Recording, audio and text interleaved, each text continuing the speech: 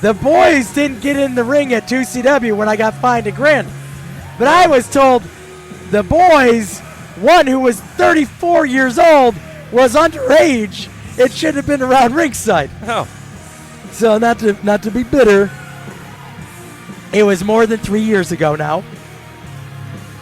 But I'll bring it up every once in a while. People need to know. Suckers gots to know. Listen, I worked with the commission hand in hand to create guidelines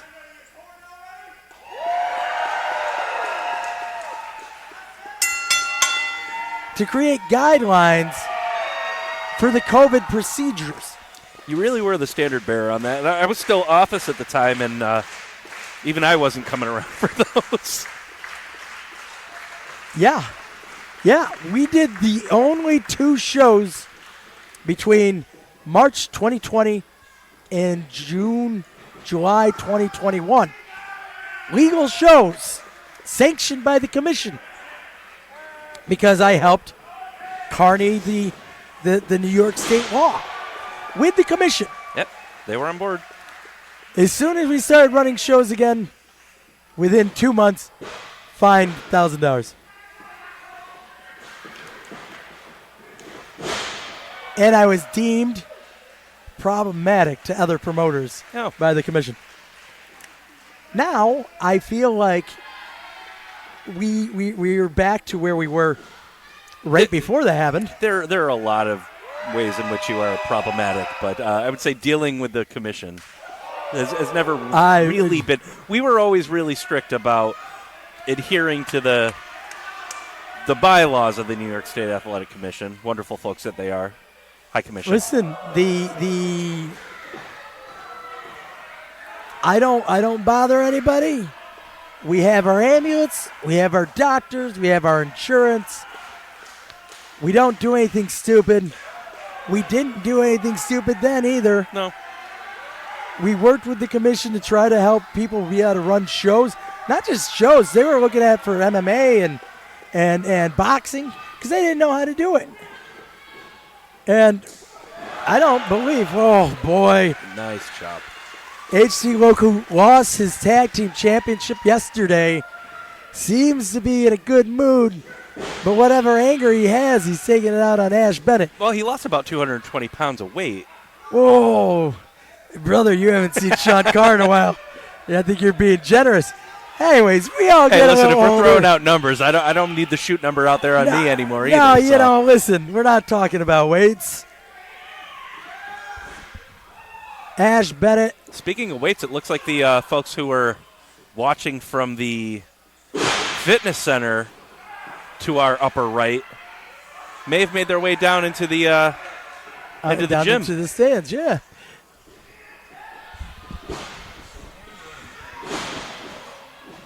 Bennett catching Logan in the back there with that drop kick.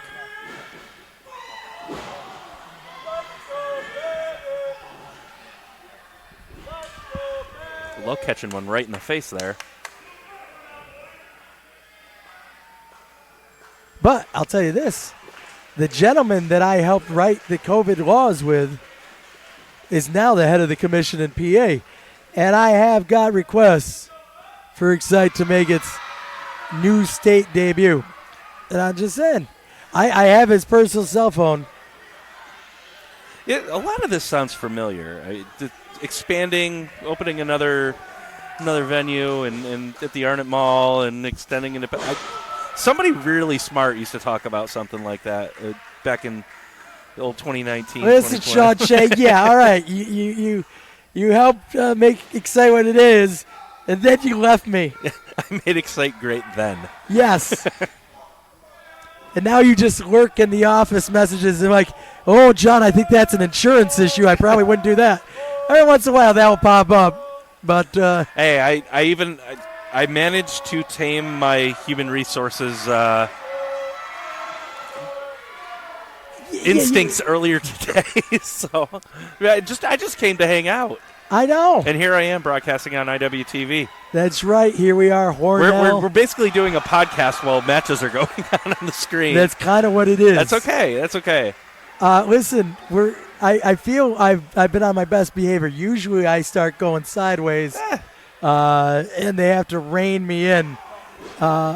Some are better than others. That's okay. Today I feel like we're not going off the rails. Today is more going to be a remembrance of how Xcite's been for the last 12 years.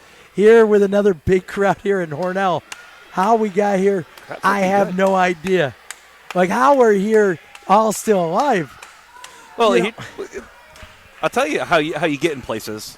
The Hornell, for those who don't know, is a good 2 hours away for you. That's right. From your home. So when Xcite started, we were just running in Binghamton, which is an hour away for me, which was one of the reasons that, even I had to stop coming around so much, just the commute. Did you make the ill-fated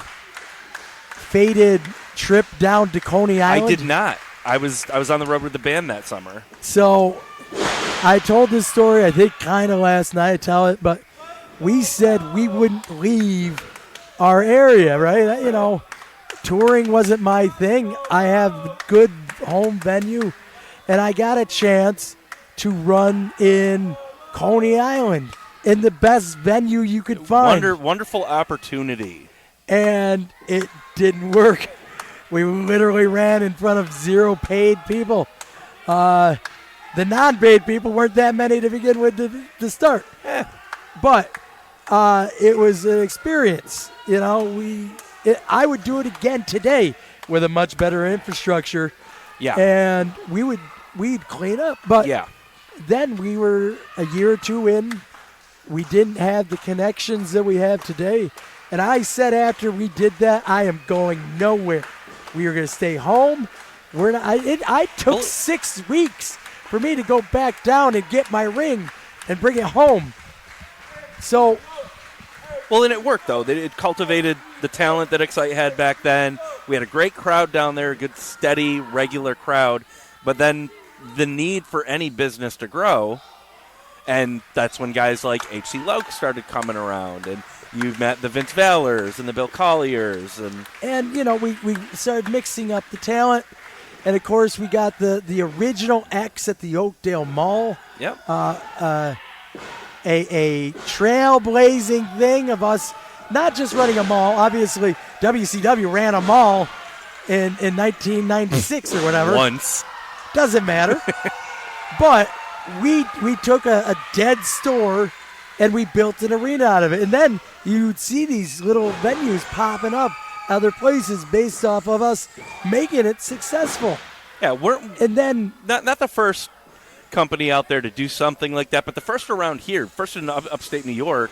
Oh, yeah. I mean, I remember 2CW ran a place that was a MMA school in the Ithaca Mall. Yeah, but that was one time. One-off those were one-offs. Shows. This was us creating our own venue. And but now you have all these places looking to what we ended up happening because the Oakdale Mall got bought out by a mega conglomerate. We knew the writing was on the wall that we probably won't do well in their hipster mall. we contacted the Arnett Mall, which is where we have the X now. And we were running both venues. Yep. And for us, that was starting fresh because we didn't go to new markets. Nope. And now this is like the first time here at the Arnett Mall. So we're starting fresh. But from there, we went from there to Syracuse, to Auburn. Now we're in Hornell. We just did Salamanca. And then, depending on the phone call goes tomorrow, we'll have a new market in the middle of October. We're in the middle of October, November. Thanksgiving and not to miracle. Take away from the match here, H.C. Loke and Ash Bennett tearing it apart here. This is a rematch from a match here in Hornell previous where H.C. Loke defeated Ash Bennett. Ash Bennett asked for this match because he has a chip on his shoulder. But obviously H.C. Loke, former ECW, Ring of Honor, all over the country, all over the world for that matter, he's hard to beat. Oh!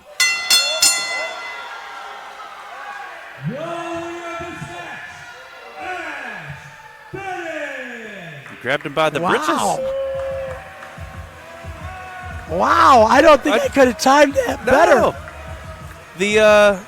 I think you can hear the gasp of the audience here. I think Ash knew that he had to do something desperate.